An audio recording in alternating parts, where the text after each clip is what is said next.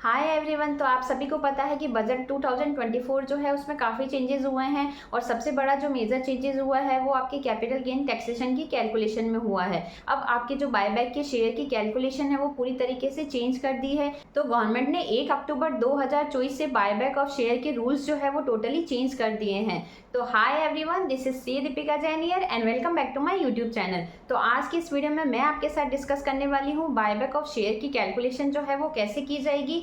तो वीडियो जो है वो बहुत ही इंपॉर्टेंट है, एंड तक बने रहिएगा, कोई भी पॉइंट जो है वो आप मिस ना करिएगा। और स्पेशली इस वीडियो को वो लोग जरूर देखें जो कि शेयर मार्केट में डील करते हैं, और ज़्यादा से ज़्यादा उन लोगों को भी शेयर करें जो कि शेयर मार्केट में डील करते हैं, ताकि उनको भी किसी प्रकार का लॉस ना हो।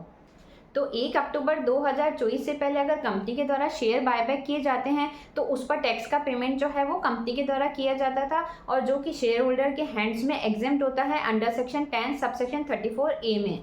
तो बजट 2024 से पहले जो स्मॉल इन्वेस्टर्स थे या जो मिडिल क्लास के पर्सन है वो टैक्स को बियर नहीं कर पाते थे, तो वो बर्डन जो है वो कंपनी पे शिफ्ट कर दिया था। लेकिन 1 अक्टूबर 2024 के बाद गवर्नमेंट जो है उसने बायबैक ऑफ शेयर में एक बहुत ही मेजर चेंजेस किया है, और टैक्स का जो लाइबिलिटी है वो शेयर होल्डर पे शिफ्ट कर दी है। यानी कि अब कंपनी के द्वारा अगर कोई भी शेयर बायबैक किए जाते हैं तो उस केस में टैक्स का जो पेमेंट है वो कंपनी के द्वारा ना किया जाके शेयर होल्डर जो है उसके द्वारा किया जाएगा।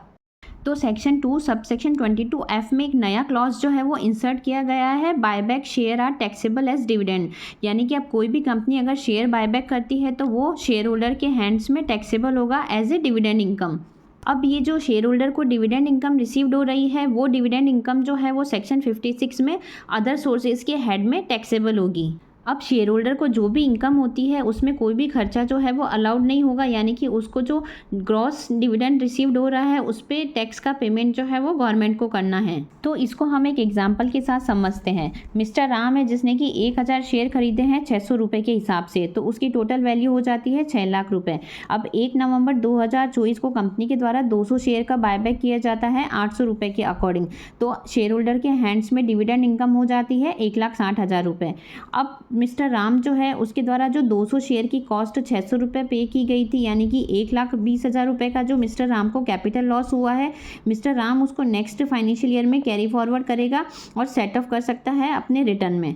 अब मान लो मिस्टर राम है जिसके द्वारा नेक्स्ट फाइनेंशियल ईयर यानी कि फाइनेंशियल ईयर 25-26 में 400 शेयर सोल्ड किए जाते हैं 1,000 रुपये के अकॉर्डिंग, तो उसकी सेल वैल्यू हो जाती है 4 लाख।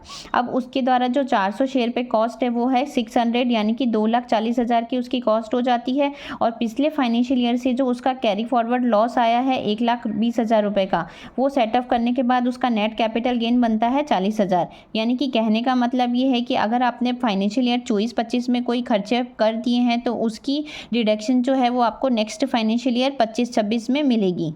लेकिन ऐसे देखा जाए तो इनकम टैक्स का जो मैचिंग कंसेप्ट है वो तो यही बोलता है कि आपकी जो इनकम है उससे रिलेटेड जो भी खर्चे आपने किए हैं वो आपके सेम फाइनेंशियल ईयर में आपकी इनकम में से लेस किए जाते हैं, और नेट इनकम जो है उस पर ही आपको टैक्स का पेमेंट गवर्नमेंट को करना है। लेकिन गवर्नमेंट के द्वारा जो बजट 2024 आया है उसमें गवर्नमेंट जो है उसने टोटली आपके टैक्स की जो कैलकुलेशन है उसको चेंज कर दिया है। यानी कि गवर्नमेंट ये चाहती है कि आप खर्चे सेम फाइनेंशियल ईयर में करें और उसकी जो डिडक्शंस है वो आप नेक्स्ट फाइनेंशियल ईयर में क्लेम करें। अब मान लो अगर कोई पर्सन है जो कि ITR ही फाइल करना भूल जाता है तो उसका लॉस जो है वो उसको कैरी फॉरवर्ड नहीं कर सकता है। तो गवर्नमेंट के द्वारा जो एक आम आदमी पे इतनी कंप्लाइंसेस की गई है वो सही नहीं है।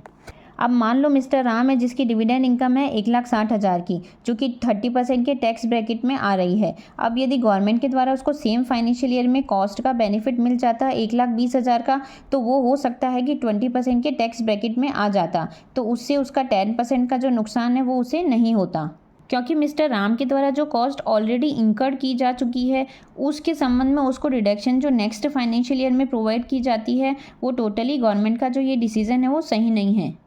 तो कुल मिला के गवर्नमेंट ये चाहती है कि अब आप सेल्फ डिपेंडेंट जो है वो बन जाए, यानी कि अपने काम आप खुद करना सीखें। अब वो आप कैसे करेंगे, तो मान लो किसी कंपनी है उसके द्वारा शेयर बायबैक किए जाते हैं, तो उस केस में जो आपको डिविडेंड इनकम होती है उस पर आपका TDS जो है वो डिडक्ट किया जाता है। अब यदि आप अपनी ITR जो है वो टाइमली फाइल करेंगे तो उस केस में आप क्या कर सकते हैं, TDS जो है उसका रिफंड ले सकते हैं। अब मान लो यदि आप अपनी ITR जो है वही फाइल करना भूल गए हैं तो उस केस में क्या होगा कि डिपार्टमेंट जो है वो आप पे स्क्रूटनी का केस लगा सकता है, यदि आपकी इनकम जो है वो बेसिक एग्जम्पशन लिमिट से ज़्यादा है। दूसरी चीज़ ये भी हो सकती है कि आप पे कोई भी स्क्रूटनी का केस ही ना लगे, लेकिन आपका जो टीडीएस डिडक्ट किया गया है वो आपका बेकार हो जाएगा। क्यों? क्योंकि आपने अपनी आईटीआर जो है वो फाइल नहीं की है, तो उस केस में आपको टीडीएस का रिफंड नहीं मिलेगा और इसका जो है बेनिफिट वो सरकार को मिल जाएगा। अब इंडिया में ऐसे लाखों लोग हैं जो कि शेयर मार्केट जो है उसमें ट्रेडिंग करते हैं। अब मान लो यदि उनका पैन कार्ड जो है वो अटैच नहीं है, तो उस केस में उनको जो डिविडेंड इनकम रिसीव हो रही है उस पर हायर रेट से टीडीएस जो है वो डिडक्ट किया जाएगा और ये रेट है 20%। अब जो 20% से टीडीएस डिडक्ट किया जाएगा उसकी ना तो उनको क्रेडिट मिलेगी। फॉर एग्जाम्पल, अगर कोई पर्सन है जिसकी इनकम है डिविडेंड से 1 लाख रुपए की, अब मान लो उसका कोई पैन कार्ड नहीं है या उसने पैन कार्ड जो है वो अटैच नहीं किया है, तो उस केस में उस पर हायर रेट से टीडीएस डिडक्ट किया जाएगा जो है 20%। तो यानी कि उसकी टीडीएस की अमाउंट हो जाती है 20,000 रुपये की, तो उसको नेट पेमेंट जो है वो 80,000 का किया जाएगा और 20,000 रुपये की वो क्रेडिट नहीं ले सकता है। तो यदि आप भी शेयर मार्केट में डील करते हैं तो आपको 1 अक्टूबर 2024 के बाद अगर कंपनी के द्वारा कोई भी बायबैक किया जाता है तो स्पेशली ये सारे पॉइंट आपको ज़रूर ध्यान में रखने हैं।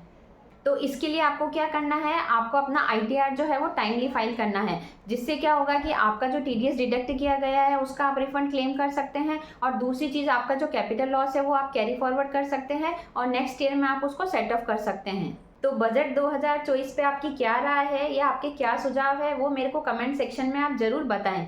और गवर्नमेंट एक आम आदमी पे इतना बर्डन क्यों डालना चाहती है वो भी आप मेरे को कमेंट सेक्शन में ज़रूर मेंशन करें। तो बजट 2024 में गवर्नमेंट ने काफ़ी ड्रास्टिक चेंजेस जो है वो किए हैं। तो यदि आपका भी पैन कार्ड अभी तक लिंक नहीं है तो आप अपना पैन कार्ड जो है वो ज़रूर लिंक करा लें और ये वीडियो ज़्यादा से ज़्यादा लोगों को शेयर करें ताकि उनको भी किसी तरह का नुकसान ना हो। तो आई होप आज की जो ये वीडियो है वो आपके लिए काफ़ी यूजफुल रही होगी। वीडियो से अगर कुछ सीखने को मिला हो तो चैनल को लाइक शेयर एंड सब्सक्राइब करना ना भूलें। मिलते हैं ऐसी किसी नेक्स्ट यूजफुल वीडियो के साथ, तब तक के लिए बाय बाय।